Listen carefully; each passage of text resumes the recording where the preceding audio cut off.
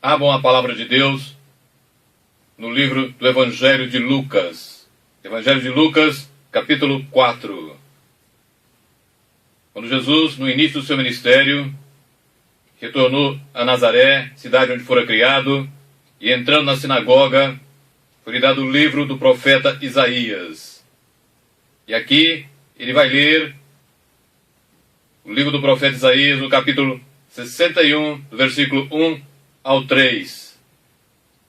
Quando ele, propositadamente, não fala sobre o dia da vingança do Senhor, porque a vingança do Senhor sobre todo aquele que é ímpio, sobre todo aquele que vive no pecado, vem agora, quando da sua segunda volta à terra. Lucas, capítulo 4, a partir do versículo 17. E foi-lhe dado o livro do profeta Isaías. E quando abriu o livro, achou o lugar em que estava escrito: O Espírito do Senhor é sobre mim, pois que me ungiu para evangelizar os pobres, enviou-me a curar os quebrantados do coração, a apregoar liberdade aos cativos, a dar vista aos cegos, a pôr em liberdade os oprimidos, a anunciar o ano aceitável do Senhor. E cerrando o livro, e tornando a dá-lo ao ministro, assentou-se. E os olhos de todos na sinagoga estavam fitos nele. Então começou a dizer-lhes: Hoje se cumpriu esta escritura em vossos ouvidos. Jesus, como verdadeiro Deus, veio também como verdadeiro homem. E aqui nós lemos logo no início do seu ministério que ele já disse que necessitava totalmente do Espírito Santo, que ele estava na dependência do Espírito Santo. Ele, como homem verdadeiro, viveu, ele falou, ensinou, pregou, curou e libertou através do poder do Espírito Santo. E assim todos nós também devemos ser, se de fato somos verdadeiros cristãos. Jesus, por inúmeras vezes no Evangelho, diz: Aquele que tem ouvidos, ouça o que o Espírito diz. E também, no capítulo 2 e no capítulo 3 do livro de Apocalipse, quando das 7 cartas às 7 igrejas da Ásia, quando termina cada uma delas, ele diz assim: O que tem ouvidos, ouça o que o Espírito diz às igrejas. Portanto, tudo na dependência do Espírito Santo. E da mesma forma, quando ele vai dar a doutrina tão esquecida atualmente, que é com certeza a mais importante de todas, a doutrina da regeneração, do novo nascimento, quando ele diz para Nicodemos, no capítulo 3 do Evangelho de João, do versículo 3 ao 6, ele vai dizer exatamente da ação do Espírito Santo, quando ele diz que aquele que não nascer de novo, que aquele que não nascer do Espírito e da água, não entrará no reino de Deus, e nem ao menos o verá. Jesus, durante todo o seu ministério, repito, viveu como um homem perfeito na dependência única e exclusiva do Espírito Santo. E ele, falando sobre o Espírito Santo, sobre o envio que ele daria do Espírito Santo, no capítulo 14 do Evangelho de João, no versículo 26, assim também, novamente, no capítulo 15 e no versículo 26, ele diz que o Espírito viria, que era o Espírito da verdade, o Consolador, assim como ele, mas um outro como ele, para ensinar toda a verdade, para glorificar a ele, para testificar dele. Portanto, o Espírito Santo vem para testificar a Jesus, vem para glorificar a Jesus, vem para ensinar a todo aquele que dele depende todas as coisas. O Espírito Santo é mais do que essencial para a vida de todo aquele que se diz cristão. Acompanhe comigo agora, onde nós vamos ler no Evangelho de João, no capítulo 16, no versículo 8 ao 11, quando Jesus diz sobre o ministério fundamental do Espírito Santo. Acompanhe agora. Ele diz assim, no versículo 8, e quando ele vier, ou seja, quando o Espírito Santo vier, convencerá o mundo do pecado, da justiça e do juízo. E continua, do pecado porque não crê em mim, da justiça porque vou para o meu Pai e não me vereis mais, e do juízo porque já o príncipe deste mundo está julgado. Pecado. Todo aquele que não crê em Jesus Cristo, que não se arrepende dos seus pecados, que não tem a convicção viva dos seus pecados e se converte ao cristianismo, ao verdadeiro cristianismo, ao verdadeiro ensino de Cristo e, portanto, crê nele, depende dele, não tem o Espírito Santo. Pois é o Espírito Santo, como eu acabei de dizer, que nos faz nova criatura. É o Espírito Santo que nos faz crer em Jesus Cristo como Filho de Deus, que é a segunda coisa da justiça. É o Espírito Santo que convence ao mundo, ao homem, que Jesus é o Filho Santo de Deus. É o único, é o Senhor de tudo e de todos. E do juízo, porque o príncipe deste mundo, ou seja, Satanás, foi julgado e condenado quando na cruz. E do juízo do mundo, de Deus sobre o mundo, que virá agora no tempo do fim. Por isso, este é o tríplice ministério fundamental do Espírito Santo, convencer o homem ou o mundo do pecado, do juízo e da justiça. Por isso é necessário nos voltarmos para Ele, reconhecermos que sem Ele nós não podemos nada. Nós nada podemos fazer de bom se não for na dependência única e exclusiva do Espírito Santo. Por isso Jesus, antes de subir aos céus, quando estava dando as suas últimas instruções aos apóstolos, em Lucas 24, 49, assim como também no livro de Atos, capítulo 1, versículo 4, ele diz para que eles permanecessem em Jerusalém, para que não fizessem nada, não abrissem a igreja, não fizessem absolutamente nada, até que a promessa do Pai, ou seja, até que o Espírito Santo viesse sobre eles. Eles então deveriam ficar em Jerusalém, até que a promessa fosse cumprida, até que a promessa do Pai viesse sobre eles. E no versículo 5 do primeiro capítulo do livro de Atos, ele diz também aos apóstolos o seguinte: porque João batizou com água, mas vós sereis batizados com o Espírito Santo. E já Zacarias, o profeta Zacarias, no Antigo Testamento, no capítulo 4, versículo 6, diz o seguinte: veja bem a importância do Espírito Santo na vida de qualquer um de nós. Não por força, não por violência, mas pelo meu Espírito, diz o Senhor dos Exércitos. Ou seja, não no poder do homem, não na sabedoria do homem, não nos métodos humanos, não na capacidade do homem, mas tão somente pelo Espírito do Senhor. Para fazer alguma coisa é tão somente através do Espírito Santo. Senão passará de algo morno, algo que não tem vida, algo que não tem o respaldo da palavra, algo que não trará de fato aquilo que Ele quer trazer. Ou seja, nós não podemos fazer nada para o reino de Deus a não ser através do Espírito Santo. E Atos capítulo 1, versículo 8, Jesus diz, antes de subir aos céus também: e recebereis poder, quando descer sobre vós o Espírito Santo, e servireis minhas testemunhas em Jerusalém, em toda a Judeia, Samaria, até os confins da terra. Aqui no original grego é poder, virtude, é poder real, poder concreto. Portanto, é o Espírito Santo que nos capacita a realizar qualquer coisa para Deus, para que de fato seja conforme Ele quer, da maneira que Ele quer, para a glória dEle tão somente. E assim nós vemos que aqueles que permaneceram em obediência a Ele, em oração, no cenáculo, 10 dias depois, Como nós lemos no livro de Atos, capítulo 2, do versículo 1 ao 4, receberam o Espírito Santo, foram cheios do Espírito Santo.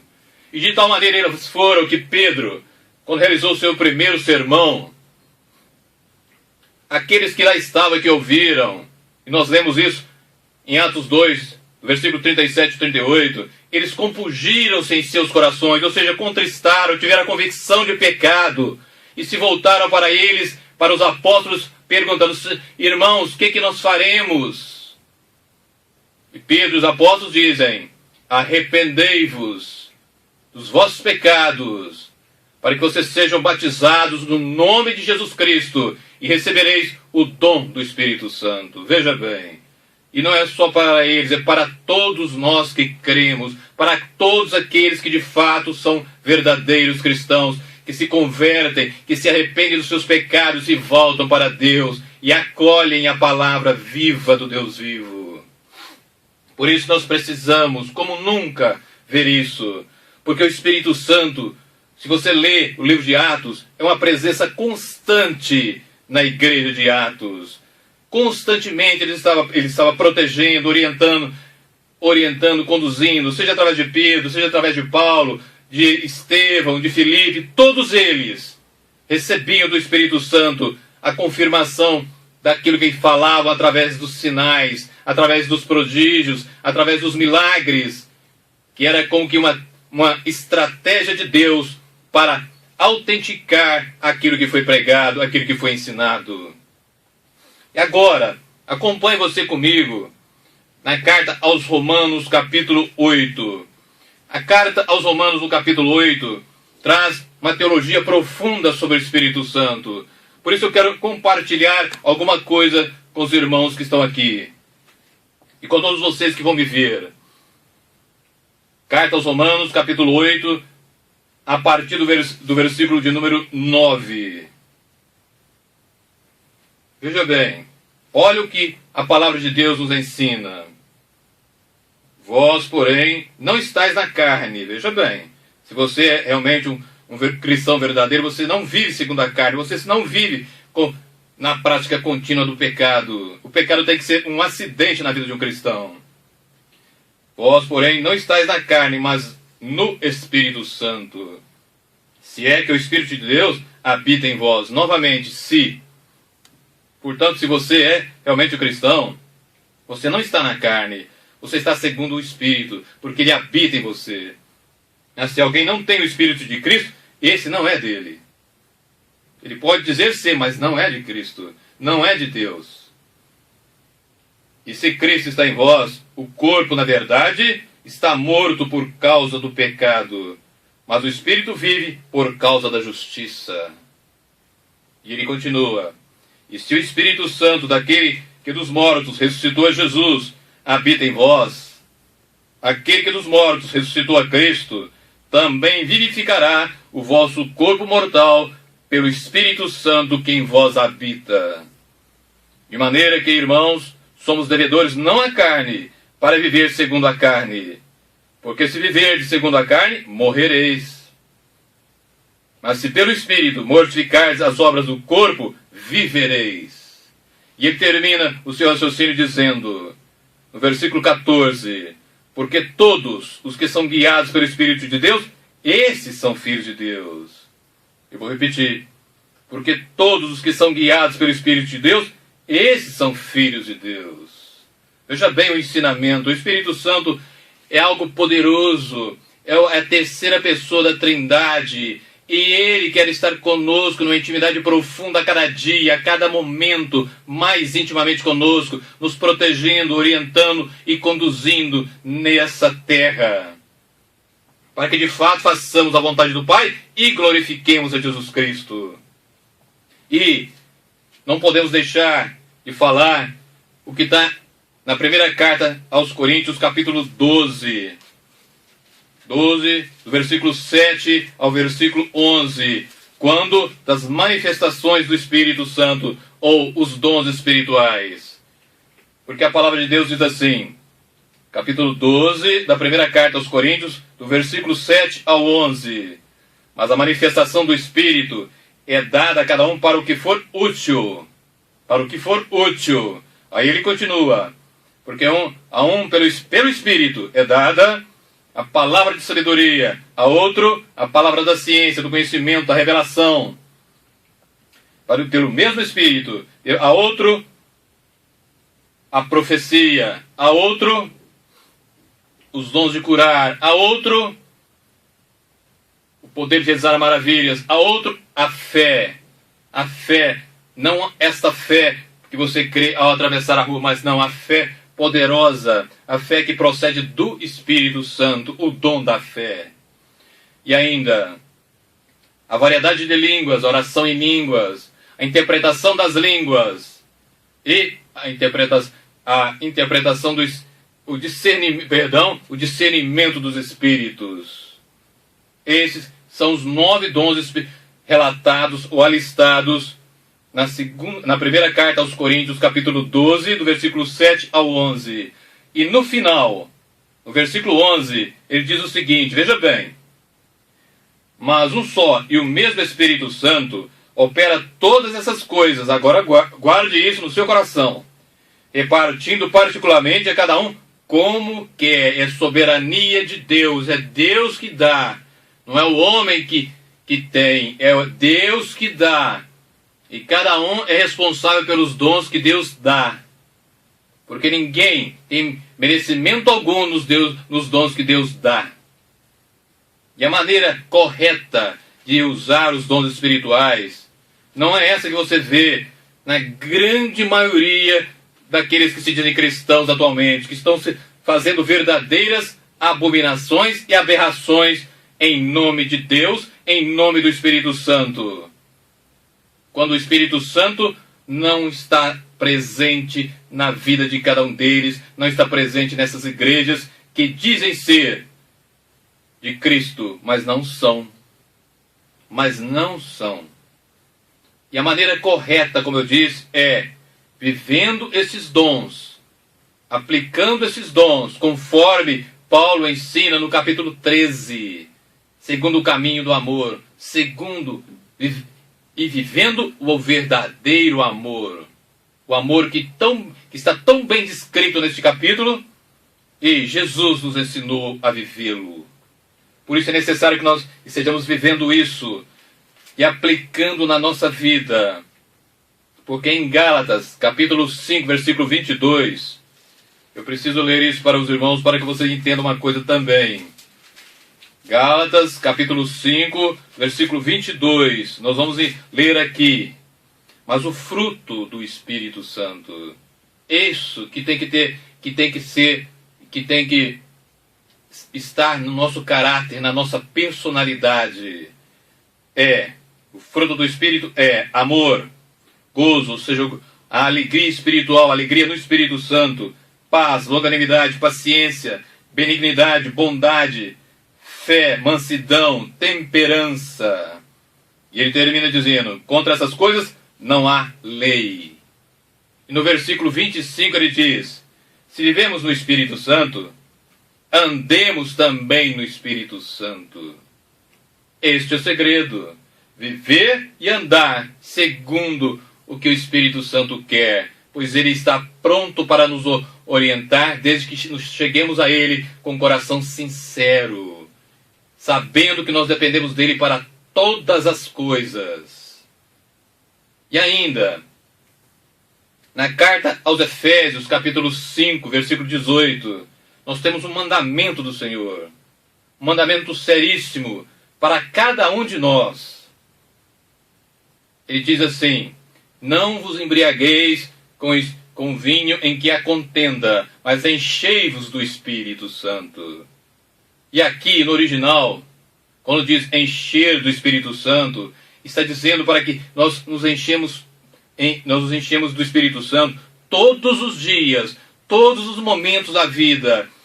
É o pedir constante do Espírito Santo, é depender do Espírito Santo para tudo e para todos, para todas as coisas, sabendo que Ele é Deus, e como Deus, Ele acolhe um coração sincero que vai até Ele. É encher todos os dias da nossa vida do Espírito Santo, porque Ele vai nos ensinar a verdade, Ele vai nos ensinar a glorificar a Jesus Cristo, Ele vai nos ensinar a fazer a vontade do Pai, e tão somente através de Jesus, através do Espírito Santo, nós teremos condições de realizar realmente algo de bom para o reino de Deus. Nós teremos condição, de fato, de viver todos os dias num crescimento constante, estando cada dia mais perto do Senhor e mais longe do pecado, e assim alcançar e viver aquilo que está em Hebreus 12:14, quando lá adverte dizendo: sem santificação ninguém verá o Senhor. Então nós estaremos num processo de santificação,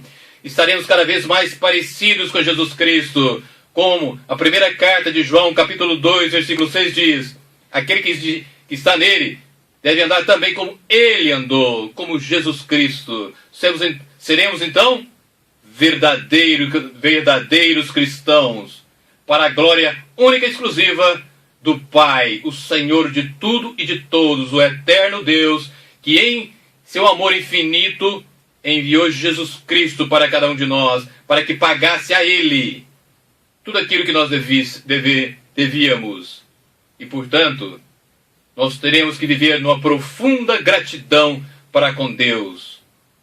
Profunda gratidão para com Deus. E em momento algum, vivendo na dependência das coisas deste mundo, mas tão somente do Espírito Santo, todos os dias da nossa vida.